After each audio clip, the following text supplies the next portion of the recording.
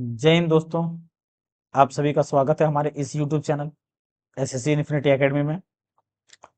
तो जैसा कि दोस्तों 2 दिन से वीडियो अपलोड नहीं हो पा रहा है क्योंकि दोस्तों टाइम नहीं मिल पा रहा है मुझे, और जिसमें दोस्तों पीपीटी बनाने में बहुत ज़्यादा समय लग जाता है क्योंकि कंटेंट को खोजना, फिर पीपीटी बनाना, अरेंज करके पीपीटी बनाना, इसमें दोस्तों ज़्यादा समय लग जाता है, जिसकी वजह से मैं वीडियो नहीं डाल नहीं पाता। तो अल्टरनेट वीडियो हो सकता है दोस्तों ये आ जाया करेगा। और जैसा कि दोस्तों फिलहाल लेटेस्ट में भी ग्रुप डी का वैकेंसी आया हुआ है, 32,400 के आसपास वैकेंसी आया हुआ है। जिसमें से दोस्तों जिसमें से देखिए दोस्तों इसमें 32 यानी कि 32,400 वैकेंसी आया है, जो कि ज़्यादा वैकेंसी नहीं है क्योंकि 4-5 साल के बाद वैसे तो रेलवे वैकेंसी देती है, और उसमें से भी थोड़ा सा दे के सिर्फ टरका देता है, तो ये सही नहीं है। वैकेंसी ज़्यादा देना चाहिए, कम से कम तो 1 लाख वैकेंसी होना ही चाहिए ग्रुप डी के लिए। जबकि सीट खाली है तो देना चाहिए, लेकिन नहीं दिया है। तो फिर भी दोस्तों खैर जो भी है, तो उसमें तो तैयारी तो करना ही होगा। लेकिन तो उसमें से दोस्तों मैथ का, जिससे कि कितना क्वेश्चन होता है मैथ में 25 क्वेश्चन है, फिर साइंस में 25 क्वेश्चन है, और रीजनिंग में 30 क्वेश्चन है। तो कितना हो गया 25 80 80, और इधर जीके में कितना क्वेश्चन है, जीके में 20 क्वेश्चन। तो ये दोस्तों एल यानी कि ग्रुप डी में इतना वैकेंसी आता है, और इतना इतना मार्क्स का डिस्ट्रीब्यूशन होता है। जिसमें दोस्तों साइंस के लिए आप दोस्तों जितने भी में प्रीवियस ईयर का क्वेश्चन 2022 में पूछा गया है, तो सारे प्रीवियस ईयर क्वेश्चन का हम एनालिसिस करेंगे, और क्वेश्चन के साथ साथ दोस्तों सारे कंसेप्ट को हम लोग क्लियर कर लेंगे, ताकि ताकि दोस्तों हमें यानी कि क्वेश्चन अगर प्रीवियस ईयर को प्रैक्टिस कर लेते हैं, कंसेप्ट को भी क्लियर कर लेंगे, तो सारा क्वेश्चन आपका वहीं से कवर हो जाएगा साइंस के लिए। और हो सके तो दोस्तों जीके के लिए भी मैं कोशिश करूंगा कि इसका भी जो इम्पोर्टेंट इम्पोर्टेंट टॉपिक है उसका वीडियो में बना दूं, जैसे कि स्टैटिक जीके का जो पोर्शन होता है उससे अधिक क्वेश्चन पूछे जाते हैं, जैसे नहर हो गया, ये कैनाल हो गया, झील हो गया, पर्वत हो गया, ये सब कुछ इंपॉर्टेंट टॉपिक होता है स्टैटिक जीके का। तो वहां से मैं इसका क्वेश्चन करवा दूंगा जीके का इंपॉर्टेंट टॉपिक। तो साइंस और ये जीके के लिए दोस्तों आप बिंदास हो जाइए। साइंस का तो मैं प्रीवियस ईयर एनालिसिस से सारा क्वेश्चन आपका मैं वहां से क्लियर करा दूंगा, और कंसेप्ट भी आपका सारा क्लियर हो जाएगा। अगर आप पहले पढ़ रखे हैं, कहीं पढ़ चुके हैं फिर भी, और नहीं पढ़े हैं फिर भी, आपका वहां से कंसेप्ट क्लियर हो जाएगा। तो खैर ये तो हो गया दोस्तों। अब हम बात करते हैं दोस्तों यहाँ पे जो एलपीसीबीटी 2 का जो वीडियो चल रहा है अभी, तो बेसिक साइंस इंजीनियरिंग का, जिसमें से ये क्या है, तीसरा। जब अब हम लोग कितना कर चुके हैं, क्या क्या पहले दोस्तों हम लोग दोस्तों यूनिट एंड मेजरमेंट पढ़ चुके हैं पहला। दूसरा स्पीड और वेलोसिटी पढ़ चुके हैं, स्पीड और वेलोसिटी पढ़ चुके हैं। तीसरा दोस्तों ये तीसरा हम लोग और क्या एक टॉपिक क्या पढ़ चुके हैं दोस्तों, यानी कि ऊर्जा से संबंधित, यानी कि जो ऊर्जा है, हाँ, वर्क पावर एनर्जी यूनिट और स्पीड, यूनिट मेजरमेंट और स्पीड एंड वेलोसिटी। और एक टॉपिक दोस्तों हम लोग यानी कि work power energy, work energy power हम लोग पढ़ चुके हैं। तो ये 3 टॉपिक कंप्लीट हो चुका है। ये क्या है दोस्तों, ये हम लोग का सीबीटी 2 का ये क्या है, चौथा टॉपिक है। मास वेट डेंसिटी क्या है, चौथा टॉपिक है। जिसमें से दोस्तों देखिए इसमें से हमें क्या क्या पढ़ना है, पहले मैं बता देता हूँ दोस्तों। पहले मास के बारे में हमें जानना है, फिर आयतन क्या होता है ये जानना है, डेंसिटी के बारे में जानना है, फिर वेट क्या होता है। मेनली दोस्तों मास वेट डेंसिटी के बारे में जानना है, लेकिन इसके साथ साथ हमें वॉल्यूम को भी पढ़ना पड़ेगा। पदार्थ या मेटर क्या होता है ये जानना पड़ेगा। फिर साथ ही साथ दोस्तों बुयांसी फोर्स को जानना पड़ेगा। बुयांसी फोर्स से दोस्तों क्वेश्चन, डायरेक्ट क्वेश्चन न्यूमेरिकल पूछा गया है, तो ये इंपॉर्टेंट है, तो इसे पढ़ना अनिवार्य है। उसके बाद इतना करने के बाद हम लोग क्या करेंगे, न्यूमेरिकल का पोर्शन है, जो भी एएलपी सीबीटी 2 में पूछा गया है इस टॉपिक से क्वेश्चन, सारे क्वेश्चन को हम लोग कवर करेंगे, सारे क्वेश्चन को कवर करेंगे। तो चलिए दोस्तों हम लोग क्वेश्चन को यानी कि क्लास को शुरू करते हैं, क्लास को शुरू करते थे। ये क्लास दोस्तों लगभग 2 से 3 क्लास होने वाला है, जिससे कि दो 3 क्लास में कंप्लीट होता है, तो इसको भी हम 2 से 3 क्लास में कंप्लीट करेंगे। तो चलिए दोस्तों क्लास को शुरू करते हैं। तो सबसे पहली चीज यहाँ पे क्या है दोस्तों, हमने क्या कहा दोस्तों कि हमें अगर कोई द्रव्यमान के बारे में जानना है, या किसी पदार्थ किसी भी वस्तु के बारे में जानना है तो हमें सबसे पहले जानना पड़ेगा कि पदार्थ क्या होता है। पदार्थ क्या होता है? तो देखिए दोस्तों, पदार्थ क्या है, जैसे कि हम दुनिया का कोई भी सामान ले लेते हैं, ब्रह्मांड में कोई भी वस्तु ले लेते हैं, जैसे कि हमने एक बॉल लिया, फुटबॉल। हमने क्या लिया? एक फुटबॉल लिया। तो फुटबॉल जो बना है दोस्तों, तो ये फुटबॉल डायरेक्ट तो नहीं बना होगा। फुटबॉल भी छोटे छोटे कण से बना होगा, छोटे छोटे छोटे छोटे पदार्थ से बना होगा। तो फुटबॉल जो बना है, तो वो किससे मिलकर के बना है? पदार्थ से मिलकर के बना है। अगर हम बात करते हैं दोस्तों कि एक कोई गाड़ी है, जैसे कि कोई गाड़ी है, जैसे ट्रेन गाड़ी ही बन गया, ट्रेन गाड़ी को ही ले लेते हैं दोस्तों। रेलवे का एग्जाम तैयारी कर रहे हैं तो ट्रेन से ही लेते हैं। ट्रेन का, जैसे कि ट्रेन की बात करें तो ट्रेन ट्रेन में कितने प्रकार का सामान इस्तेमाल किया गया है। जैसे कि ट्रेन की बात करें तो इसमें से ट्रेन का क्या होता है? एक पहिया होता है। पहिया होने का मतलब दोस्तों, जो नीचे का जो रेल का चक्का होता है, चक्का, तो चक्का एक प्रकार का पदार्थ हो गया। फिर उसके साथ साथ बोगी हमारा क्या हो गया? बोगी जो है, वैगन जिसको कहते हैं, बोगी या तो वैगन, वैगन एक प्रकार का हमारा क्या हो गया? पदार्थ हो गया। तो अलग अलग चीज से मिल करके बना होता है, अलग अलग चीजों से मिल करके बना होता है। तो उसी प्रकार दोस्तों हम कह सकते हैं कि ब्रह्मांड में जो भी वस्तु जिससे बनी होती है, जिस पदार्थ से बनी होती है, वो हमारा क्या कहलाता है? पदार्थ कहलाता है। तो ब्रह्मांड में प्रत्येक वस्तु जिस सामग्री से बनी होती है, उसे पदार्थ कहते हैं। और हमारे आसपास विद्यमान हर वस्तु में पदार्थ है, हर वस्तु में पदार्थ है। जैसे कि दोस्तों हमारा क्या है? मोबाइल है, मोबाइल है, तो मोबाइल भी किसी न किसी पदार्थ से बना होगा। उसमें जैसे कि चिप लगा होगा, फिर सर्किट लगा होगा, सर्किट लगा होता है, तो चिप एक पदार्थ हो गया, मान लेते हैं सर्किट एक पदार्थ हो गया। फिर बैटरी की बात करें तो बैटरी भी पदार्थ का बना होगा। तो हर एक वस्तु जो बना है वो किससे बना है? एक छोटे छोटे कण से बना है। तो वो हमारा किसी भी पदार्थ में, माने कि किसी भी वस्तु में जो उपस्थित होता है, जिस वस्तु से बना होता है, वो क्या कहलाता है? पदार्थ कहते हैं उसे हम। यानी कि हर एक वस्तु में क्या है? पदार्थ उपस्थित होता है। अब हम दोस्तों यहाँ पे बात करेंगे द्रव्यमान के बारे में। अब हम दोस्तों यहाँ पे बात करेंगे द्रव्यमान के बारे में कि द्रव्यमान क्या है। द्रव्यमान यानी कि मास क्या है। तो देखिए दोस्तों, मास की अगर हम बात करें तो इसको हम कह सकते हैं दोस्तों, मास क्या होता है कि the material content in a body.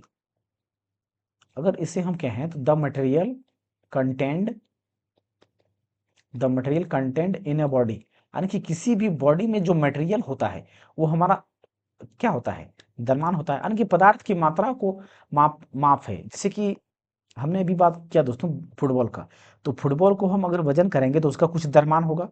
Football किससे बना है? पदार्थ से बना है। अगर हम बात करते हैं कोई भी सामान किससे बना है? पदार्थ का। तो पदार्थ की मात्रा का माप जो होता है वो क्या कहलाता है? द्रव्यमान कहलाता है। वो क्या कहलाता है? द्रव्यमान कहलाता है। अब देखिए दोस्तों, द्रव्यमान की बात करें तो द्रव्यमान को हम किस में मापते हैं? द्रव्यमान की यूनिट की बात करें तो द्रव्यमान को किस में मापते हैं? यानी कि यूनिट या तो मात्रक। तो द्रव्यमान की मात्रा क्या हो जाएगा? केजी में हम इसको मापते हैं। यूनिट यानी एसआई यूनिट हम इसको कह सकते हैं कि एसआई यूनिट क्या है द्रव्यमान का? केजी होता है। अगर इसका हम डायमेंशन फॉर्मूला की बात करें तो इसका डायमेंशन फॉर्मूला क्या हो जाएगा? इसका डायमेंशन केजी का हमने क्या बताया था? मास तो एम हो जाएगा। क्या हो जाएगा? एम हो जाएगा इसका डायमेंशन फॉर्मूला। अब देखिए दोस्तों, इसको अलग टर्म से, इसको क्वेश्चन किस तरह से पूछा जाता है ये देखिए। क्वेश्चन पूछने का तरीका क्या होता है दोस्तों? सबसे पहली बात हम फोर्स के बारे में पढ़े हैं, तो फोर्स का फॉर्मूला क्या होता है? Mass into acceleration. फोर्स का फॉर्मूला क्या होता है? Mass into acceleration. और यही मास हमारा क्या दर्शाता है? द्रव्यमान को दर्शाता है। तो अगर इस द्रव्यमान को हमें निकालना है तो m इक्वल टू क्या लिखेंगे? F अपॉन a लिखेंगे। क्या लिखेंगे? ए लिखेंगे। तो द्रव्यमान का फॉर्मूला यहाँ से इस प्रकार से भी हम निकाल सकते हैं कि द्रव्यमान का फॉर्मूला क्या होता है। तो ये भी पूछा जाता है कभी-कभी। तो इस प्रकार से हम यहाँ पे कह सकते हैं कि द्रव्यमान का फॉर्मूला ये हो जाता है, फोर्स अपॉन ए। अब देखिए दोस्तों, अगर इसका यूनिट की बात करें तो यूनिट तो हमारा केजी होता है, लेकिन अगर ज़्यादा घुमाएगा तो क्या घुमा सकता है? तो फोर्स का हमारा क्या होता है? न्यूटन होता है। फोर्स का क्या होता है? न्यूटन होता है। और त्वरण की बात करें अगर, तो त्वरण का हमारा क्या हो जाता है? त्वरण का मीटर पर सेकंड स्क्वायर। तो ये सेकंड स्क्वायर ऊपर चला जाएगा, तो न्यूटन मीटर पर सेकंड स्क्वायर इस प्रकार से भी पूछ सकता है। ये इस प्रकार से यूनिट कभी पूछ लेता है। तो ये हमारा क्या हो गया? द्रव्यमान हो गया। अब अगला चीज हमारा क्या है दोस्तों? आयतन। अगला चीज क्या है? आयतन। तो आयतन किसे कहते हैं? आयतन किसे कहते हैं दोस्तों? जब भी कोई वस्तु स्थान कहता है तो वो क्या कहलाता है? आयतन कहलाता है। जैसे कि देखिए, अगर हम बोतल की बात करें तो एक बोतल है, ये क्या है दोस्तों? बोतल है। तो अगर ये बोतल है तो इसमें कितना पानी ले सकता है? 1 लीटर का जैसे कि बोतल है, तो इसके अंदर क्या डाला गया? पानी डाला गया है। तो 1 लीटर जैसे कि इसमें पानी ले सकता है। तो ये खाली स्थान है, तो इस खाली स्थान में 1 लीटर पानी गया। तो ये 1 लीटर पानी क्या दर्शा रहा है हमारा? इस बोतल का आयतन है। क्या है? इस बोतल का आयतन को दर्शा रहा है। यानी कि इस बोतल में 1 लीटर पानी है, तो क्या दर्शा रहा है? आयतन को दर्शा रहा है। क्या दर्शा रहा है? आयतन को दर्शा रहा है। यानी कि वस्तु द्वारा घेरे गए स्थान की माप को उसका आयतन कहा जाता है। माप को उसका आयतन कहा जाता है। अब आयतन की बात करें दोस्तों, तो आयतन हम जनरली क्या पढ़ते हैं? किसी भी चीज़ का, जैसे जनरली आयतन का फॉर्मूला हम निकालना है, कैसे निकालेंगे? जैसे कि हम बात करें जो नॉर्मली क्या होता है, हम घनाभ का आयतन निकालते हैं। घनाभ या तो घन का आयतन निकालते हैं, क्या निकालते हैं? घनाभ का ये लंबाई हो गया, जैसे कि ये हमारा लंबाई हो गया, ये चौड़ाई हो गई, ये ऊंचाई हो गया। तो घनाभ का आयतन क्या होता है? L into B into H. यानी कि तीनों डायमेंशन जो होता है वो हमारा क्या कहलाता है? आयतन कहलाता है। तीनों डायमेंशन का जो गुना होता है तीनों डायमेंशन का जो गुना होता है वो क्या कहलाता है, आयतन कहलाता है। आयतन का अगर एसआई यूनिट की बात करें तो क्या हो जाएगा, ये मीटर हो जाएगा, फिर से इसका क्या हो जाएगा, मीटर हो जाएगा, इसका फिर से मीटर हो जाएगा, यानी कि मीटर क्यूब। अगर एसआई यूनिट की बात करें तो इसका आयतन का एसआई यूनिट हमेशा किसमें होगा, मीटर क्यूब में होगा। अगर सीजीएस यूनिट की बात करें किसमें आएगा, ये मीटर क्यूब में आएगा, और सीजीएस यूनिट की बात करें तो सेंटीमीटर क्यूब में हो जाएगा सीजीएस में। तो ये हमारा यहाँ पे क्या हो गया दोस्तों, जो एसआई यूनिट हो गया आयतन का वो क्या हो जाएगा, मीटर क्यूब हो जाएगा, मीटर क्यूब हो जाता है कभी। तो ये हमारा क्या हो गया दोस्तों, सेंटीमीटर क्यूब या तो मीटर क्यूब, इसका क्या हो गया, यूनिट हो गया। अब इसके बारे में दोस्तों जब हम डेंसिटी को आगे देखेंगे तो डेंसिटी में डिटेल से वॉल्यूम के बारे में या आयतन के बारे में और हम जानेंगे। तो अब यहाँ पे दोस्तों हम डेंसिटी के बारे में जानेंगे। तो डेंसिटी हमारा क्या होता है, डेंसिटी हमारा क्या होता है, तो देखिए दोस्तों डेंसिटी या घनत्व की बात करें, डेंसिटी या घनत्व की बात करें तो घनत्व हमारा क्या होता है दोस्तों, डेंसिटी या घनत्व की बात करें तो घनत्व हमारा क्या होता है दोस्तों, द्रव्यमान बट्टा आयतन। क्या होता है, द्रव्यमान बट्टा आयतन, द्रव्यमान बट्टा आयतन। या तो डेंसिटी को हम इंग्लिश में क्या कह सकते हैं, mass by volume, mass by volume, mass by volume. तो ये हमारा क्या हो गया, डेंसिटी हो गया। अगर हम डेंसिटी को और लिखें इधर तो डेंसिटी को हम क्या लिख सकते हैं, डेंसिटी मास को m और v से वॉल्यूम, यानी कि मास बाय वॉल्यूम। तो इसे हम अगर हम बात करें तो डेंसिटी हमारा ये हो गया मास बाय वॉल्यूम डेंसिटी का। तो डेंसिटी का दोस्तों अब हम इसके एसआई यूनिट की बात करें तो एसआई यूनिट क्या हो जाएगा, डेंसिटी का एसआई यूनिट क्या हो जाएगा। तो देखिए दोस्तों मास का हमारा क्या होता है, केजी होता है, मास का क्या होता है, केजी होता है। और आयतन का अभी हमने दोस्तों देखा कि आयतन का एसआई यूनिट क्या होता है, मीटर क्यूब होता है। क्या होता है, मीटर क्यूब। तो यहाँ पे हम क्या रखेंगे, ये मीटर क्यूब। तो डेंसिटी का जो एसआई मात्रक हो जाएगा केजी प्रति मीटर क्यूब हो जाएगा। क्या होगा, केजी प्रति मीटर क्यूब हो जाएगा। अब देखिए दोस्तों डेंसिटी का तो हमने यहाँ पे लिख लिया। अगर हमें यहाँ पे मास का फॉर्मूला निकालना हो तो हमें मास का फॉर्मूला निकालना हो तो क्या करेंगे, तो मास यहाँ पे रहेगा। ये डेंसिटी से अगर हम डेंसिटी को वॉल्यूम से मल्टीप्लाई कर दें तो हमारा क्या निकल जाएगा, मास निकल जाएगा। अगर यही हमें वॉल्यूम निकालना हो तो वॉल्यूम को अगर उस तरफ ले जाएंगे तो डेंसिटी इधर डिवाइड हो जाएगा मास में। तो mass upon density, mass upon density. तो ये तीन फॉर्मूला हमारा हो जाएगा यहाँ पे, ये क्या हो जाएगा, तीन फॉर्मूला हो जाएगा हमारा। इस प्रकार से हम कह सकते हैं कि डेंसिटी का फॉर्मूला हमारा, डेंसिटी बराबर क्या होगा, डेंसिटी का मास बाय वॉल्यूम। और अगर मास हमें निकालना हो तो डेंसिटी इंटू वॉल्यूम। और भी यानी कि अगर वॉल्यूम निकालना हो तो mass by density, mass by density. इस प्रकार से हम निकाल सकते हैं। तो यहाँ से दोस्तों डी, यहाँ पे लिख देता हूँ डी को,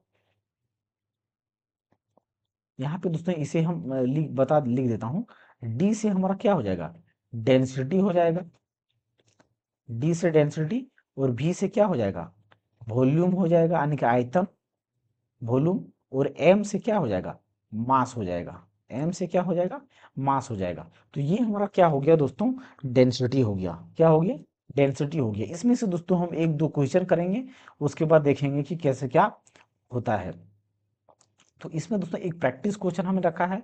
तो सबसे पहली बात दोस्तों यहाँ पे क्या बोला गया क्वेश्चन में, क्वेश्चन में देखिए दोस्तों अधिकतर न्यूमेरिकल ही पूछा जाएगा क्योंकि ये एलपीसीबीटी 2 है, इसमें कंसेप्चुअल क्वेश्चन रहता है और न्यूमेरिकल न्यूमेरिकल रहता है। तो न्यूमेरिकल को ज्यादा आपको पकड़ बनाना पड़ेगा, तभी आप हो सकता है आपका, नहीं तो नहीं होगा। क्योंकि न्यूमेरिकल ही बहुत अच्छा, यानी कि न्यूमेरिकल से ही सब कुछ होता है।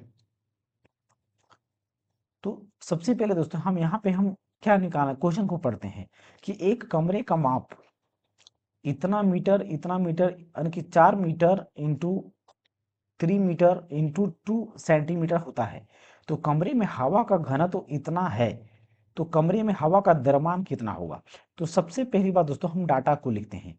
तो ये अगर हम बात करें दोस्तों क्या दिया गया है, 4 इंटू 3 इंटू 2 ये जो दिया गया है ये क्या हमारा आयतन है। लेकिन देखिए ये हमारा 4 मीटर जो है मीटर में है, ये 3 मीटर में है, लेकिन ये 2 है किसमें है, सेंटीमीटर में है। इसका मतलब इसमें हमें क्या करना, इसे क्या करना पड़ेगा, मीटर में चेंज करना पड़ेगा। तो मीटर में चेंज करने के लिए हम क्या करेंगे, 100 से भाग देंगे। अब 100 से भाग देंगे तो ये हमारा किस में आ जाएगा, मीटर में। तो ये हमारा आयतन किस में हो जाएगा, यानी कि 4 तिया 12, 12 दूना 24, 24/100 मीटर क्यूब, ये आयतन हमारा निकल गया। अब हमारा क्या दोस्तों, ये डेंसिटी पहले से दे रखा है, डेंसिटी यानी कि घनत्व कितना दे रखा है, 1.3 केजी मीटर प्रति क्यूब दे रखा है। हमें क्या निकालने के लिए बोला गया है कि मास कितना होगा, जो कमरे में द्रव्यमान है, तो कमरे में कितना द्रव्यमान है ये पूछा गया है। तो हमने क्या देखा कि डेंसिटी जो हमारा होता है मास बाय वॉल्यूम होता है। हमें क्या चाहिए, मास चाहिए, तो वॉल्यूम को उस तरफ ले जाएंगे, वॉल्यूम को उस तरफ ले जाएंगे तो क्या हो जाएगा, mass into density into volume, density into volume. तो डेंसिटी कितना है 1.3 इंटू वॉल्यूम बराबर कितना हो गया, वॉल्यूम यहाँ पे हमने देखा दोस्तों 24/100, ये हमारा है। तो अब इसको अगर हम कैंसिल आउट करेंगे तो कितना बचेगा, ये जीरो, एक जीरो आ जाएगा ये इधर से, और कितना बार में कट जाएगा ये, यानी कि 24, तो उसको गुना करते हैं पहले, 13 चौके 52 का कितना हो जाएगा, 13 चौके 52, 52 का 2, बाकी कितना बच गया 5, फिर 13 दूना 26, 26 और 5 कितना हो जाएगा 31, 26 5 31 अपन कितना है 1000। यानी कि दोस्तों अगर हम 3 जीरो है नीचे तो ऊपर हम जाएंगे तो 3 जीरो के बाद पॉइंट देना पड़ेगा, 1 2 3 यहाँ पे, यानी कि पॉइंट आएगा कितना, ऊपर पॉइंट आएगा, यानी कि द्रव्यमान कितना आएगा 0.312, 0.312। और द्रव्यमान का एसआई मात्रा क्या होता है, केजी होता है, तो यहाँ पे हम केजी रखेंगे, यहाँ पे केजी रखेंगे, तो ये क्या आ गया दोस्तों, द्रव्यमान आ गया, कितना केजी आ गया 0.312 केजी। तो कौन सा ऑप्शन है, बी नंबर का ऑप्शन है, कौन सा ऑप्शन है दोस्तों, बी नंबर का ऑप्शन है। तो बी नंबर यहाँ पे सही आंसर हो जाएगा। अगला क्वेश्चन देखिए दोस्तों, अगला क्वेश्चन हमारा क्या है कि एक घन का द्रव्यमान 40 ग्राम है और इसकी भुजा की लंबाई 1 सेंटीमीटर है, तो घन के अंदर पदार्थ का घनत्व कितना होगा। तो देखिए दोस्तों, इसका एसआई यूनिट जो हमारा है ग्राम प्रति सेंटीमीटर क्यूब में दिया गया है कि सीजीएस में दिया गया है, सीजीएस में, तो इसमें ग्राम और सेंटीमीटर है, तो इसमें यूनिट चेंज करने की जरूरत नहीं है। तो मास हमारा कितना दिया गया है 40 ग्राम दिया गया है, मास कितना है 40 ग्राम। और देखिए दोस्तों घन के बारे में बोला गया है, घन के बारे में बोला गया है, तो घन कहने का मतलब है कि इसका लंबाई चौड़ाई और ऊंचाई सब क्या होता है, एक समान होता है, एल बी एच, यानी कि लंबाई भी एक है, यानी कि एल बराबर बी बराबर एच बराबर कितना है 1 सेंटीमीटर। तो घन का आयतन क्या होता है, एक क्यूब होता है डायरेक्ट, तो 1 का क्यूब करेंगे यानी कि 1 सेंटीमीटर क्यूब, घन का आयतन कितना है 1 सेंटीमीटर क्यूब, यानी कि वॉल्यूम जो दिया गया है कितना दिया गया है 1 सेंटीमीटर क्यूब दिया गया है। तो डेंसिटी हमारा क्या होता है, मास बाय वॉल्यूम, तो मास कितना है 40 ग्राम है और आयतन कितना है 1 सेंटीमीटर क्यूब है, तो वॉल्यूम यानी कि डेंसिटी जो हमारा हो जाएगा कितना हो जाएगा 40 ग्राम प्रति सेंटीमीटर क्यूब, प्रति सेंटीमीटर क्यूब। तो यहाँ पे इसका यहाँ पे क्या आ गया दोस्तों, ये क्या आ गया दोस्तों, यहाँ पे डेंसिटी आ गया जो कि कितना है 40 ग्राम प्रति सेंटीमीटर क्यूब। तो ऑप्शन नंबर ए यहाँ पे क्या होगा, सही आंसर हो जाएगा। तो यहाँ पे दोस्तों जितने भी डेंसिटी से क्वेश्चन है ये हम लोगों ने देखा, और मास के बारे में जाना, डेंसिटी के बारे में जाना। इसके आगे दोस्तों और हम ग्रेविटी के बारे में जानेंगे, रिलेटिव डेंसिटी के बारे में जानेंगे, जिससे क्वेश्चन भर भर के क्वेश्चन पूछे जाते हैं। रिलेटिव डेंसिटी से दोस्तों बहुत ज्यादा क्वेश्चन पूछे जाते हैं। अगर रिलेटिव डेंसिटी की बात करें तो रिलेटिव डेंसिटी से ज्यादा क्वेश्चन पूछे जाते हैं, तो वो रिलेटिव डेंसिटी को हम आगे देखेंगे। फिलहाल यहाँ पे हम लोग बेसिक जो स्ट्रक्चर होता है उसके बारे में जान लेते हैं, बेसिक जो होता है उसके बारे में हम जान लेते हैं, जिससे कि हम क्या करेंगे और ज्यादा क्वेश्चन को आसानी से कर सकें। तो अगला हमारा टॉपिक, अगला हमारा क्या है दोस्तों, ग्रेविटेशन। अगला हमारा क्या है दोस्तों, ग्रेविटेशन यानी कि गुरुत्वाकर्षण। अब देखिए दोस्तों गुरुत्वाकर्षण की बात करें तो गुरुत्वाकर्षण क्या है, गुरुत्वाकर्षण हमारा दोस्तों क्या है। तो जैसे कि देखिए दोस्तों गुरुत्वाकर्षण की अगर हम बात करें तो ये हमारा क्या है, एक पृथ्वी है, हमारा क्या है ये एक पृथ्वी है। गुरुत्वाकर्षण की बात करें दोस्तों, ये हमारा क्या है, पृथ्वी है। ये मान लेते हैं क्या है, अर्थ है, हमारा अर्थ यानी कि पृथ्वी है। अब अगर पृथ्वी है दोस्तों तो हम क्या जानते हैं कि जैसे कि ये न्यूटन की कहानी तो सुना होगा दोस्तों, आप लोगों ने हर कोई ने सुना है कि जब एक क्या था, सेब या एप्पल का पेड़ था, क्या था, ये एक क्या था दोस्तों, एप्पल का पेड़ था, एप्पल का पेड़ था, और न्यूटन साहब नीचे बैठे हुए थे पेड़ के। अगर तो ये सेब क्या हुआ दोस्तों, सेब गिरा उनके ऊपर, सेब क्या किया उनके ऊपर गिरा, तो सेब जब गिरा तो न्यूटन साहब ने सोचना शुरू किया कि ये सेब गिरा तो ये नीचे ही क्यों गिरा, ये ऊपर क्यों नहीं गिरा। स- स- सेब अगर गिरा तो ये नीचे क्यों गिरा, ऊपर क्यों नहीं गिरा। तो उन्होंने देखिए तो तब न्यूटन साहब सोचने लगे कि ये सेब नीचे ही क्यों गिरा, ऊपर क्यों नहीं गया। तो उन्होंने काफी सोचने के बाद उन्होंने दोस्तों ये निजात पाया कि पृथ्वी के अंदर एक बल होता है, पृथ्वी के अंदर एक बल होता है जिसके थ्रू से जितने भी वस्तु होता है वो अपनी ओर आकर्षित करता है, जितने भी वस्तु है वो सारी वस्तुओं को क्या करता है, आकर्षित करता है, जिसे क्या कहा गया, गुरुत्वाकर्षण बल कहा गया, जिसे क्या कहा गया, गुरुत्वाकर्षण बल कहा गया, जिसे क्या कहा गया दोस्तों, गुरुत्वाकर्षण बल कहा गया, गुरुत्वाकर्षण बल कहा गया, जिसे क्या कहा गया दोस्तों, गुरुत्वाकर्षण बल कहा गया। तो गुरुत्वाकर्षण क्या है कि, गुरुत्वाकर्षण क्या है दोस्तों कि पृथ्वी यानी कि जो गुरुत्वाकर्षण क्या है कि गुरुत्वाकर्षण जो अपनी ओर आकर्षित करता है वही क्या कहलाता है, गुरुत्वाकर्षण कहलाता है पृथ्वी के द्वारा। अब यहाँ पे दोस्तों तो ये हमारा क्या हो गया, गुरुत्वाकर्षण हो गया। तो गुरुत्वाकर्षण के बारे में दोस्तों और हम इसमें क्या क्या पढ़ सकते हैं, ये देखिए जरा सा, ये तो हमने देखा दोस्तों। अब यहाँ पे दोस्तों देखिए गुरुत्वाकर्षण में आकर्षित करने का या आकर्षण करने का क्या फंडा है या क्यों आकर्षित होता है, ये देखिए बात को। जैसे देखिए यहाँ पे दो ग्रह हो गया, ये हम यहाँ पे दोस्तों जैसे कि दो ग्रह हो गया, ये क्या हो गया, दो ग्रह हो गया, जिसमें से दोस्तों एक,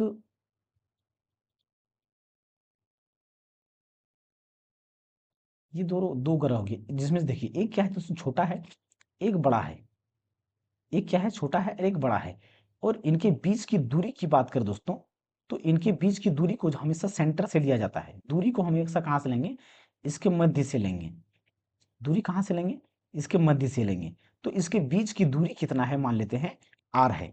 दूरी क्या है दोस्तों, आर है। और इसकी द्रव्यमान की बात करें तो क्या है, m1 है। इसकी द्रव्यमान क्या है, m2 है। इसकी द्रव्यमान क्या है, m2 है।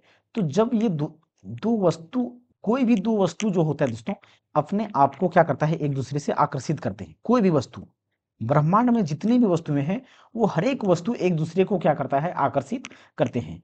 तो जैसे कि ये हमारा पहला पदार्थ हो गया, या मीटर हो गया, या वस्तु हो गया, या दूसरा वस्तु हो गया, या तो ग्रह हो गया, कुछ भी मान सकते हैं।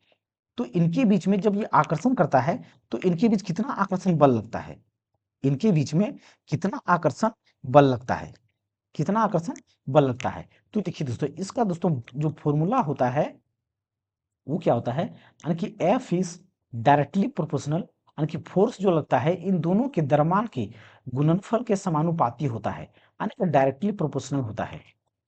इन दोनों के गुणनफल के क्या होता है, डायरेक्ट समानुपाती होता है। डायरेक्ट क्या होता है, समानुपाती होता है, यानी कि दोनों वस्तु का द्रव्यमान जितना अधिक होगा, उनके बीच में आकर्षण बल क्या होगा, उतना अधिक होगा। उनके बीच में आकर्षण बल क्या होगा, उतना अधिक होगा, उतना अधिक होगा। अब दूसरा क्या कहता है दोस्तों, कि इसके बीच में दूरी क्या है, दूरी का, यानी कि इसके बीच में जो दूरी होता है वो फोर्स के क्या होता है, इनवर्सली प्रोपोर्शनल होता है। लेकिन दूरी के स्क्वायर के, जो दूरी इनके बीच में आर है, इसके दूरी के स्क्वायर के प्रोपोर्शनल होता है। क्या होता है, स्क्वायर के प्रोपोर्शनल होता है। तो इसे हम दूसरा इक्वेशन या समीकरण मान लेते हैं, दूसरा समीकरण या इक्वेशन मान लेते हैं। अब यहाँ पे देखिए दोस्तों, इन्हीं दोनों फॉर्मूला को कंबाइन अगर कर दिया जाए, तो हम क्या लिख सकते हैं कि फोर्स जो होता है वो डायरेक्टली प्रोपोर्शनल होता है द्रव्यमान के गुणनफल के, और रेडियस के इनवर्सली प्रोपोर्शनल होता है, रेडियस के इनवर्सली प्रोपोर्शनल होता है। अब दोस्तों क्या होता है कि इस प्रोपोर्शनैलिटी को हटाने के लिए एक कांस्टेंट टर्म आता है। तो यहाँ पे इक्वल आ गया, और कांस्टेंट टर्म क्या आ गया, जी। कांस्टेंट टर्म क्या आ गया, जी। और m1, जी को यहाँ पे दोस्तों हम अलग कलर से ले लेते हैं ताकि अच्छा लगे। अब इन दोनों का द्रव्यमान कितना है, m1 into m2 upon upon R square. तो ये हमारा दोस्तों क्या हो गया, कि जब भी दो वस्तु एक दूसरे को आकर्षित करता है, तो कितने बल से आकर्षित करता है। तो ये दोस्तों इसका फॉर्मूला हो गया।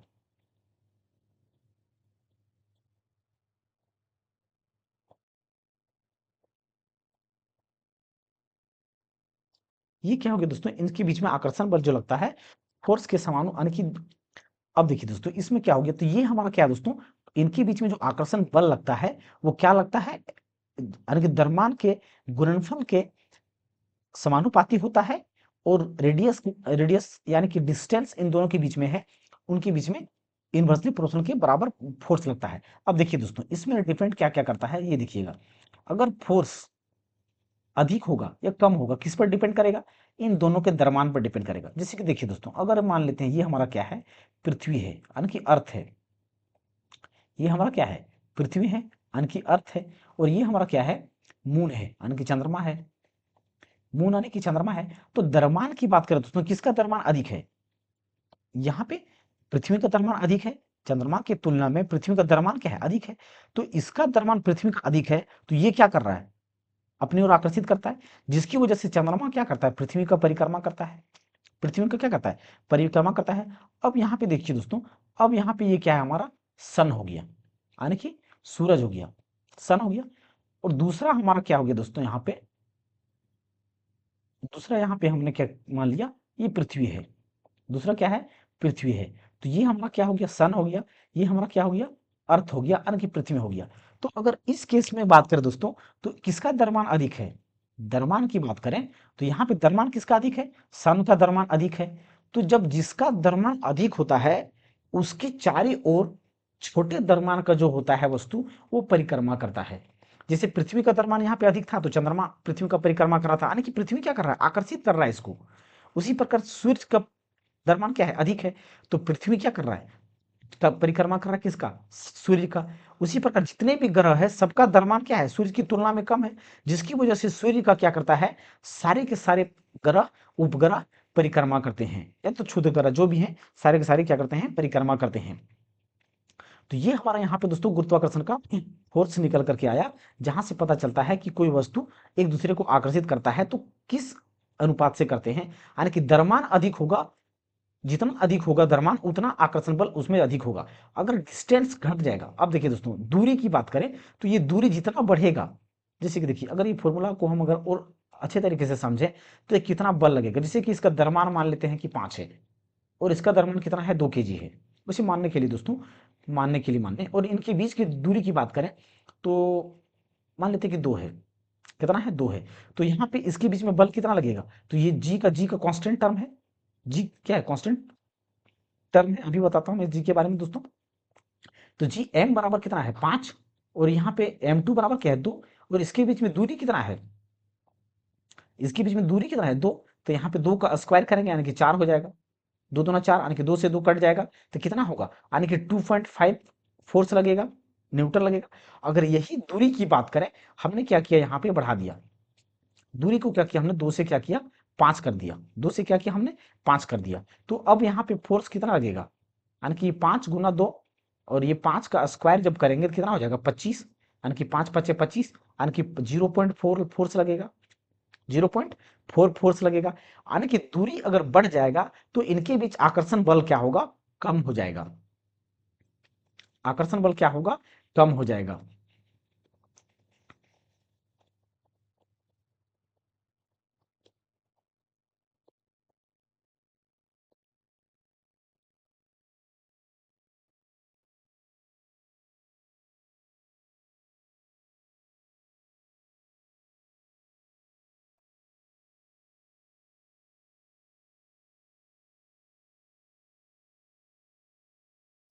तो इसके बीच में आकर्षण बल यानी कि दूरी बढ़ने पर दोस्तों इसके बीच फोर्स जो लगेगा वो कम लगेगा, फोर्स क्या लगेगा, कम लगेगा। अब देखिए दोस्तों, जी की बात करें दोस्तों तो जी हमारा क्या है, यहाँ पे एक टर्म आया जी, तो जी हमारा क्या है दोस्तों, जी हमारा क्या है, यूनिवर्सल कांस्टेंट है, यानी कि universal universal universal gravitational constant, universal gravitational constant कहलाता है ये, यू क्या कहलाता है, universal gravitational constant, gravitational gravitational constant, constant.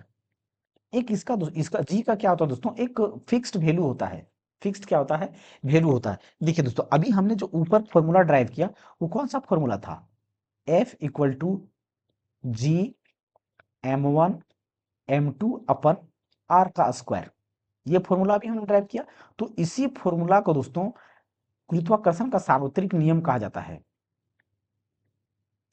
इसी फॉर्मूला को गुरुत्वाकर्षण का सार्वत्रिक नियम कहा जाता है, गुरुत्वाकर्षण का सार्वत्रिक नियम कहा जाता है। देखिए दोस्तों इसमें हम क्या क्या और देख सकते हैं, अभी हमने बताया दोस्तों कि जी क्या है, तो जी यहाँ पर क्या है, गुरुत्वाकर्षण का सार्वत्रिक यानी कि यूनिवर्सल ग्रेविटेशनल क्या है, कांस्टेंट है, universal gravitational constant, universal gravitational constant, यानी कि दोस्तों ये गुरुत्वाकर्षण का यानी कि सार्वत्रिक गुरुत्वाकर्षण नियत, इसको हम क्या कह सकते हो दोस्तों हिंदी में, अ, हिंदी की बात कर, यूनिवर्सल ग्रेविटेशनल कांस्टेंट की बात करें दोस्तों, इसका मतलब क्या है कि जी का वैल्यू ब्रह्मांड में कहीं भी चला जाए तो ये जी का वैल्यू कभी भी नहीं बदल सकता है, जी का वैल्यू कभी भी नहीं बदल सकता है। तो जी का एक कांस्टेंट टर्म जो वैल्यू है दोस्तों वो कितना होता है, 6.67 into 10⁻11 newton metre square per kg square, newton metre square per kg square. ये क्या दोस्तों, कभी भी इसका क्या है, ये वैल्यू यहाँ ब्रह्मांड में कहीं भी चले जाए, ब्रह्मांड में कहीं भी चले जाए तो ये वैल्यू कभी भी नहीं बदल सकता है। तो यहाँ पे दोस्तों ये एक टर्म ये पूछा जाता है कि जो यूनिवर्सल ग्रेविटेशनल कांस्टेंट का वैल्यू क्या है, तो यहाँ पे दोस्तों इसको याद रख सकते हैं। एक अब देखिए दोस्तों, अगर इस जी की बात करें तो ये जी का जो एसआई यूनिट है यह कैसे आया, तो ये यूनिट डायरेक्ट पूछा जाता है कि जी का यानी कि यूनिवर्सल ग्रेविटेशनल कांस्टेंट का यूनिट क्या होता है। तो यूनिट हम कहाँ से निकालेंगे, तो ये देखिए दोस्तों, हमारा ये फोर्स है, तो जी को एक तरफ रखेंगे, बाकी सबको उस पार कर देंगे, यानी कि जी को एक तरफ बाकी सबको उस पार। तो जी को हमने यहाँ रखा, फिर फोर्स के साथ अगर आर स्क्वायर चला जाएगा तो यहाँ पे क्या हो जाएगा, फोर्स आर स्क्वायर, और ये m1 बट्टा क्या हो जाएगा, m1 m2 हो जाएगा, बट्टा m1 m2। देखिए दोस्तों, यहाँ पे हम देख रहे हैं, तो फोर्स का हमारा क्या होता है ऐसा यूनिट, न्यूटन होता है, ये हर किसी को मालूम होगा। अब ये आर की बात करें तो ये क्या है, डिस्टेंस है, जैसे ये एक ग्रह हो गया, दोनों ग्रह के बीच की जो दूरी था वो आर था, तो आर क्या है, एक डिस्टेंस है। तो डिस्टेंस का ऐसा यूनिट हमारा क्या था दोस्तों, मीटर स्क्वायर। तो यहाँ पे हमने क्या किया, ये मीटर स्क्वायर कर दिया। अब ये दोनों क्या है, द्रव्यमान है, द्रव्यमान है तो यहाँ पे केजी, इसका भी केजी, इसका भी केजी, यानी कि केजी स्क्वायर। तो जी का जो एसआई यूनिट हो जाएगा, यानी कि यूनिवर्सल सार्वत्रिक नियम के अकॉर्डिंग, तो ये डायरेक्ट यूनिट यहाँ पे दोस्तों पूछा जाता है कि सार्वत्रिक गुणांक का, यानी कि यूनिवर्सल ग्रेविटेशन कांस्टेंट का यूनिट क्या होगा। तो ये यूनिट को याद रखिएगा। अब देखिए दोस्तों, यहाँ पे एक बात और मैं बता दूं कि जो इस जी का, ये जो जी है, तो ये जी का मान बताने वाला कौन है, जी का मान बताने वाला कौन, मान, जी का मान देने वाला कौन है, जी का मान बताने वाला कौन है दोस्तों, तो हेनरी क्वेंडिस। ये क्वेश्चन दोस्तों डायरेक्ट पूछा गया है कि बड़े जी का यानी कि कैपिटल जी का वैल्यू देने वाले साइंटिस्ट कौन थे, तो हेनरी क्वेंडिस थे। कौन थे, हेनरी क्वेंडिस थे, हेनरी क्वेंडिस, हेनरी क्वेंडिस थे, कौन थे, हेनरी क्वेंडिस थे। तो ये बात दोस्तों याद रखिएगा, हेनरी,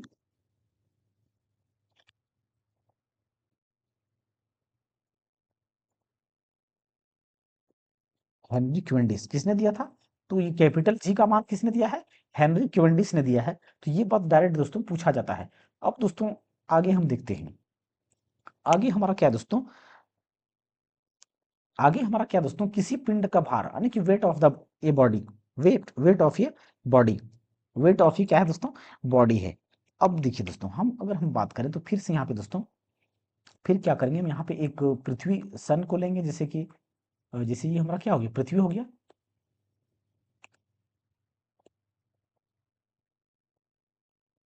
ये हमारा क्या हो गया दोस्तों, पृथ्वी हो गया।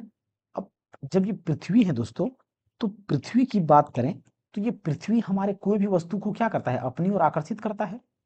पृथ्वी क्या करता है, यानी कि ये यहाँ पे अर्थ है हमारा, ये क्या है, अर्थ है, यानी कि पृथ्वी है। तो पृथ्वी दोस्तों हमारे कोई भी वस्तु को क्या करता है, आकर्षित करता है उसमें। जैसे जैसे कि देखिए दोस्तों, यहाँ पे एक वस्तु है, यहाँ पे क्या है, एक वस्तु पृथ्वी से कुछ ऊपर की दूरी पर है, तो ये वस्तु नीचे चला आया, तो इसको किस स्पीड से गिर रहा है, या इस पे क्या बल लग रहा है कि जिसकी वजह से गिरा, तो ये गुरुत्वाकर्षण बल लग रहा है, इसके बारे में हम लोग जान चुके हैं, इसके बारे में हम लोग जान चुके हैं। वेट, पढ़े इसको पूरा।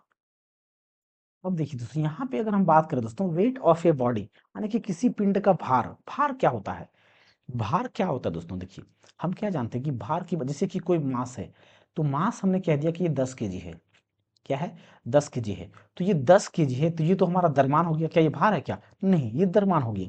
तो वेट हमारा क्या होता है, वेट अलग होता है, तो वेट बराबर फॉर्मूला क्या होता है, mg, वेट बराबर फॉर्मूला क्या होता है, mg, यानी कि जब हम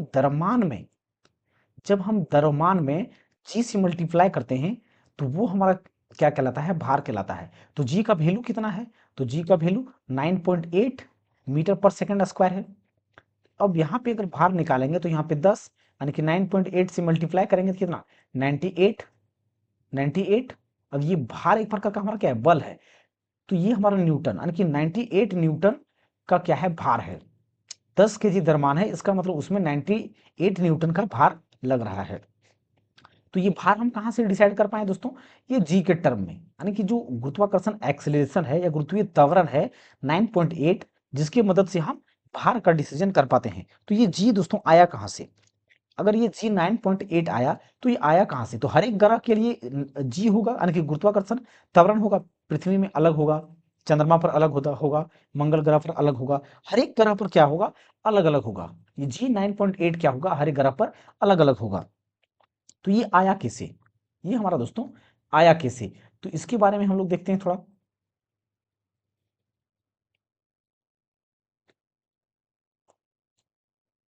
तो ये हमारा दोस्तों, अब देखिए, तो इसे जानने से पहले हम दोस्तों यहाँ पे देखते हैं, यहाँ पे ये क्या हमारा पृथ्वी है, ये क्या है, पृथ्वी है। तो पृथ्वी की बात करो दोस्तों, तब पृथ्वी का रेडियस तो होगा, पृथ्वी का क्या होगा, कुछ तो रेडियस होगा। पृथ्वी की बात करें तो पृथ्वी का यहाँ पे रेडियस मान लेते हैं आर है। तो यहाँ पे पृथ्वी का सबसे पहली बात दोस्तों, यहाँ पे पृथ्वी का कुछ ना कुछ मास होगा। पृथ्वी का क्या होगा दोस्तों, जो मास ऑफ अर्थ की बात करें तो कुछ तो मास होगा, पृथ्वी का मास होगा तो कुछ तो होगा। तो पृथ्वी का मास कितना है, 5.972 into 10 to the power 24 kg. द्रव्यमान किस में होगा, केजी में होगा।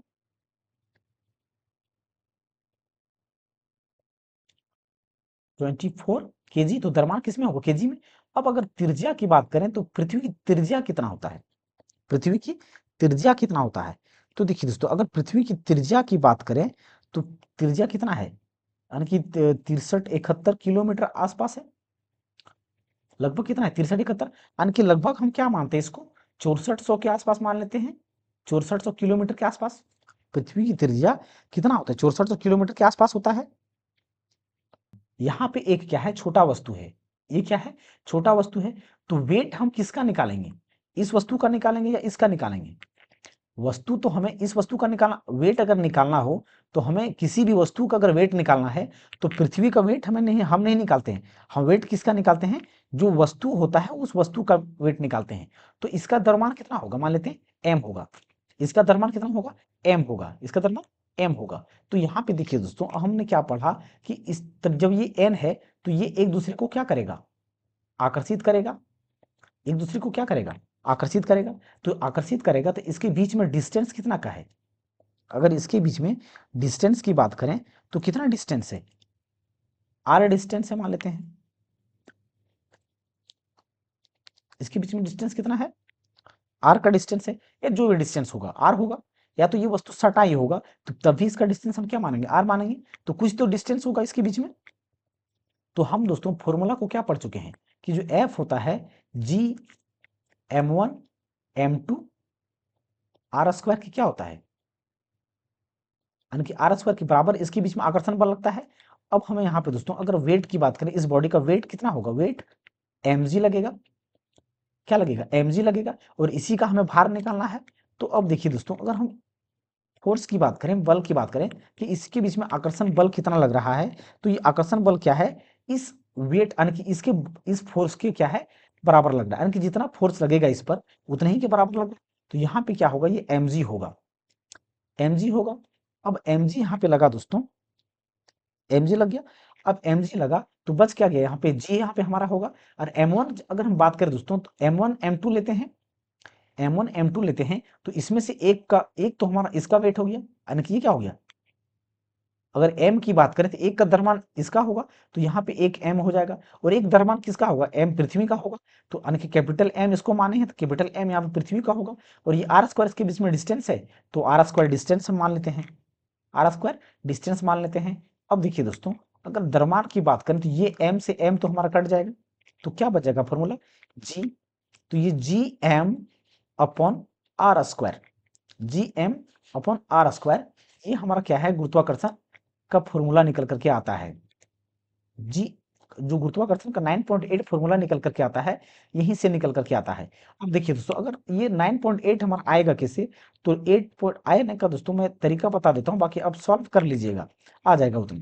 जैसे कि जी का हमें मान चाहिए, तो यहाँ पे स्मॉल जी का मान चाहिए, स्मॉल जी का मान हमें चाहिए तो कैपिटल जी का मान पता होना चाहिए। तो कैपिटल जी का मान हमने क्या बताया दोस्तों, 6.63 इंटू 10 टू द पावर -11 होता है। और ये पृथ्वी के द्रव्यमान की बात करें तो अभी हमने बताया दोस्तों कितना है, यानी कि ये 60 के आसपास मान लेते हैं, यानी कि 5, यानी कि 59 है, यानी कि 60 into 10 to the power 24, 10 to the power 24। और ये रेडियस की बात करें तो 6400 है, तो 6400 दो बार गुना करेंगे, दो बार गुना करेंगे। तो जब इसको आप कैलकुलेट जब करेंगे दोस्तों, तो जी का मान जब इसको कैलकुलेट पूरा कर लेंगे तो जी का मान क्या आएगा, 9.8 मीटर पर सेकेंड स्क्वायर आ जाएगा। जी का मान क्या होगा, 9.8 मीटर पर सेकेंड स्क्वायर आ जाएगा। तो आप इसे कैलकुलेट कर लीजिएगा। देखिए दोस्तों, अब यहाँ पे बात रह गया, हमने कैपिटल जी के बारे में देखा, कौन दिया था, तो वो हेनरी क्विंटिस ने दिया था। लेकिन ये स्मॉल जी की बात करें तो ये स्मॉल जी देने वाले कौन थे, तो ये न्यूटन साहब थे। स्मॉल जी को किसने दिया है, तो न्यूटन ने दिया है। ये बात को आप याद रखिएगा, इस बात को याद रखिएगा। अगला हमारा क्या है दोस्तों टॉपिक, देखिए किसी पिंड का भार। देखिए दोस्तों, हमने भार के बारे में बात किया, तो भार के बारे में हम लोगों ने क्या देखा कि जो वेट हमारा होता है वो भार कहलाता है जनरली, यानी कि mg। वेट हमारा भार क्या होता है, mg के बराबर होता है। तो इस बात को आप याद रखिएगा, ये भी हम लोगों ने दोस्तों चर्चा कर लिया है। तो वेट न्यूटन हो गया, और जी का मान हमने ये भी बता दिया दोस्तों कि 9.8 मीटर पर सेकेंड स्क्वायर। और जी के बारे में किसने बताया है, ये न्यूटन साहब बताए हैं, ये हमने बता दिया, ये हमने बता दिया। अब कैपिटल जी की बात करें दोस्तों, तो कैपिटल जी का मान कितना होता है, 6.67 into 10 to the power -11 newton metre square per kg square होता है। ये भी हमने बता दिया। इसी किसने बताया है, तो ये हेनरी क्विंडिस ने बताया है। किसने, हेनरी क्विंडिस ने बताया है। और पृथ्वी की अगर हम रेडियस ऑफ अर्थ की बात करें तो ये कितना है, 6371 किलोमीटर के आसपास है। अगर इसका डायमीटर चाहिए तो इसे 2 गुना हम कर देंगे।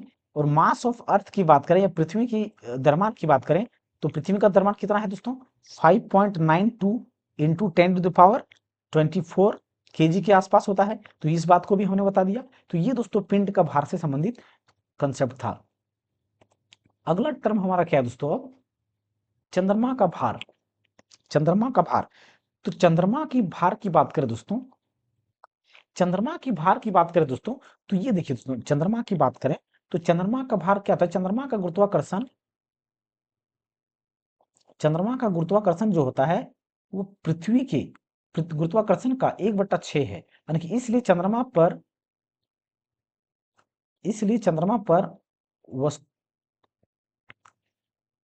वस्तुओं का वजन पृथ्वी पर उनके वजन का केवल 1/6 होता है, 1/6 होता है। इसका मतलब क्या है दोस्तों, ये बात को समझिएगा। दो ग्रह है, जैसे कि दो ग्रह हम लेते हैं, एक हमने क्या लिया दोस्तों, पृथ्वी को लिया, एक हमने क्या लिया, पृथ्वी लिया। दूसरा हमने क्या ले लिया दोस्तों, चंद्रमा को ले लिया। दूसरा हमने क्या ले लिया, यहाँ पे चंद्रमा को ले लिया। दो ग्रह हमने लिया, दूसरा हमने क्या लिया दोस्तों, यहाँ चंद्रमा को लिया। क्या लिया हम लोगों ने, चंद्रमा का लिया। तो ये हमारा क्या है, पृथ्वी है, पृथ्वी है। और ये हमारा क्या है, मून है। क्या है, मून है। अब हुआ यूं दोस्तों कि अगर अगर एक वस्तु है या कोई व्यक्ति है, पृथ्वी पर है, तो उसका द्रव्यमान यानी कि मास कितना है, 10 kg है। इसका द्रव्यमान कितना है, 10 kg है। अब यही व्यक्ति चंद्रमा पर चल जाए तो इसका द्रव्यमान कितना होगा। दूसरा, पहली बात, दूसरा कंडीशन दोस्तों कि अगर यह व्यक्ति पृथ्वी पर है तो इसका भार कितना होगा, यानी कि 10 इंटू 9.8, यानी कि कितना होगा, 10.9 इंटू 8। जब 9.8 से मल्टीप्लाई करेंगे तो 98 न्यूटन हो जाएगा इसका भार। इसका भार कितना होगा, 98 न्यूटन। और दूसरा, यानी कि दूसरा दोस्तों कि जब यही चंद्रमा पर चल जाएगा तब इसका द्रव्यमान कितना होगा, इसका द्रव्यमान कितना होगा। तो ये दो कंडीशन दोस्तों। तो मास की या द्रव्यमान की बात करें दोस्तों, तो ब्रह्मांड में कहीं पे भी चल जाए द्रव्यमान कभी भी चेंज नहीं होता है, द्रव्यमान कभी भी चेंज नहीं होता है, द्रव्यमान यानी कि मास कभी भी चेंज नहीं होता है ब्रह्मांड में कहीं भी चल जाए। लेकिन दोस्तों अगर भार की बात करें तो आकर्षण बल, हमने क्या कहा दोस्तों कि हर एक ग्रह का या हर एक वस्तु का अपना आकर्षण बल अलग अलग होता है, क्योंकि उसका जिसका द्रव्यमान अधिक होगा उसका आकर्षण बल उतना ही अधिक होगा। अगर हम चंद्रमा की बात करें तो पृथ्वी की तुलना में आकर्षण बल क्या होगा, कम होगा, क्योंकि द्रव्यमान पृथ्वी का क्या है, कम, पृथ्वी का अधिक है चंद्रमा की तुलना में। अगर चंद्रमा की द्रव्यमान की बात करें तो पृथ्वी से क्या है, कम है। तो जो यानी कि जो वेट लगेगा, जो भार होगा चंद्रमा पर, क्या होगा, बट्टा 6 होगा, बट्टा क्या होगा, 6 होगा। बट्टा 6 होगा। अब देखिए दोस्तों, अब ये 6 होगा तो कैसे होगा? जैसे कि देखिए हमने क्या बताया कि जो पृथ्वी पर g का जो वैल्यू होता है, यहाँ पे g equal to m upon R square होता है, ये फॉर्मूला हमने बताया।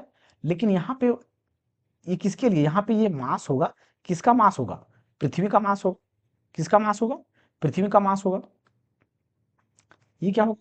पृथ्वी का मास होगा, यानी कि अर्थ का। ई से हमारा क्या हो जाएगा? अर्थ हो जाएगा। लेकिन वहीं अगर हम बात करें कि ये गुरुत्वाकर्षण बल किसके कारण है? पृथ्वी के कारण है। लेकिन यही अगर हम चंद्रमा की बात करें, मून की बात करें, तो मून का हम निकालेंगे तो कैसे निकालेंगे मून का? तो हमने बताया दोस्तों कि जी का वैल्यू ब्रह्मांड में हर जगह क्या होता है? सेम होता है। जी का वैल्यू हर जगह ब्रह्मांड में क्या होता है? सेम होता है। अब यहाँ पे द्रव्यमान की बात करें तो यहाँ पे चंद्रमा का द्रव्यमान लेंगे। जो द्रव्यमान लेंगे किसका लेंगे? चंद्रमा का। फिर वही डिस्टेंस जो होगा आर स्क्वायर होगा, यानी कि चंद्रमा के ऊपर कोई वस्तु है उसके बीच में डिस्टेंस क्या होगा? उस डिस्टेंस को हम लेंगे, उस डिस्टेंस को लेंगे। तो इस प्रकार से यहाँ पे हम निकाल सकते हैं चंद्रमा का त्वरण। चंद्रमा का त्वरण निकाल सकते, यानी कि चंद्रमा का जो वेट होता है उस प्रकार से निकाल सकते हैं। तो जो पृथ्वी का जी का जो होता है, जी का वैल्यू कितना होता है? 9.8 मीटर पर सेकंड स्क्वायर होता है। लेकिन यही अगर हम मून की बात करें, मून की बात करें तो ये 9.8 का बट्टा क्या होता है? 6 होता है। 9.8 का बट्टा 6 होता है। 6 मीटर पर सेकंड स्क्वायर होता है। तो ये बात को दोस्तों ध्यान में रखिएगा, याद रखिएगा। तो हमने यहाँ पे क्या देखा दोस्तों कि हमने यहाँ पे देखा दोस्तों कि द्रव्यमान जो होता है ब्रह्मांड में कहीं पे भी चल जाए, द्रव्यमान नहीं चेंज होता है। ब्रह्मांड में द्रव्यमान कभी भी कहीं पे भी चेंज नहीं होता है। ये एम से दोस्तों मून है, चंद्रमा है, याद रखिएगा। एम से मून है और ये ई से अर्थ है, अर्थ पृथ्वी है। एम से मून है। तो जी का मान दोस्तों हम अलग अलग ग्रह का क्या होगा? अलग अलग होगा। क्या होगा? अलग अलग होगा। अब देखिए दोस्तों, अब क्वेश्चन ऐसा भी पूछा जाता है कि अगर हम पृथ्वी पर 2 मीटर अधिक उछल सकते हैं, पृथ्वी पर अगर हम 2 मीटर अधिक उछल सकते हैं, तो चंद्रमा पर हम कितना अधिक उछल सकते हैं? तो ये बात याद रखिएगा, ये नोट करके लिख लीजिएगा दोस्तों। मैं नोट करके इसको लिख लीजिएगा कि अगर चंद्रमा पर हम 2 मीटर उछल सकते हैं तो ओ सॉरी सॉरी अगर हम पृथ्वी पर 2 मीटर तक उछल सकते हैं तो चंद्रमा पर 6 गुना उछल सकते हैं। यानी कि अगर यहाँ पे 2 मीटर तो चंद्रमा पर हम 12 मीटर तक अधिक उछल सकते हैं, अधिक उछल सकते हैं। तो ये बात को याद रखिएगा। डायरेक्ट यहाँ पे ये क्या होगा? 6 से गुना हो जाएगा। डायरेक्ट क्या होगा? 6 से गुना हो जाएगा। तो ये भी याद रखिएगा। तो ये हमारा क्या हो गया दोस्तों? चंद्रमा का भार हो गया। तो चंद्रमा का भार हमने क्या देखा दोस्तों कि पृथ्वी की तुलना में बट्टा 6 होता है। क्या होता है? बट्टा 6 होता है। क्यों होता है? क्योंकि चंद्रमा का द्रव्यमान जो है पृथ्वी की तुलना में द्रव्यमान कम है, इसी वजह से उसका जो भार है, चंद्रमा में वस्तु का भार क्या होगा? कम होगा। या तो आकर्षण बल कम लगेगा जिसकी वजह से उसका भार भी कम कम होगा। अगला हमारा दोस्तों क्या है? जी के मान में परिवर्तन। तो यहाँ से दोस्तों हम कल देखेंगे, क्योंकि वीडियो ज़्यादा लंबा हो जाएगा। तो यहाँ से दोस्तों हम कल इसके बारे में चर्चा करेंगे। तो दोस्तों यहाँ पे हमारा क्लास को यहीं पे वाइंड अप करते हैं। और तो आई होप दोस्तों आप सभी को अच्छा लगा होगा ये वीडियो। और निश्चित रूप से दोस्तों अगर आप ये कंटेंट को देख लेंगे तो ये कंटेंट दोस्तों अगर मैं चाहता तो इसे पेड में चला सकता था, लेकिन पेड चलाने का कोई मतलब नहीं रह जाएगा, क्योंकि हर एक कोई दोस्तों पढ़ सके और एक अच्छा जॉब को सिक्योर कर सके, अपने लाइफ को सिक्योर कर सके। तो इसीलिए दोस्तों मैंने इसे पेड क्लास नहीं रखा है। बल्कि ये पेड क्लास से दोस्तों आप अगर इसका देखेंगे तो ये पेड क्लास से कम नहीं है। किसी मित्र ने कमेंट किया था कि ये दोस्तों पेड क्लास से कंटेंट कम नहीं है, तो ये बिल्कुल दोस्तों पेड क्लास से कम नहीं है। तो बिंदास दोस्तों इसको पढ़िए और अपना सिलेक्शन लीजिए। तो जय हिंद दोस्तों, मिलते हैं अगली क्लास में। और हाँ दोस्तों, अगर आप इसका पीडीएफ डाउनलोड करना चाहते हैं तो यहाँ पे स्कैन करके टेलीग्राम जास में ज्वाइन करके पीडीएफ डाउनलोड कर सकते हैं। और हाँ दोस्तों, हमारे चैनल को दोस्तों अगर पहली बार आए तो सब्सक्राइब अवश्य करें और दोस्तों के साथ दोस्तों शेयर अवश्य करें, ताकि दोस्तों मैं वीडियो बनाने में मुझे मोटिवेशन मिल सके, ताकि मैं बना सके। क्योंकि दोस्तों मैं बिजी रहते हुए भी आप लोगों के लिए टाइम निकाल के वीडियो बनाता हूँ। तो प्लीज़ सपोर्ट कीजिए थोड़ा सा। तो थैंक यू दोस्तों, मिलते हैं अगली क्लास में। जय हिंद।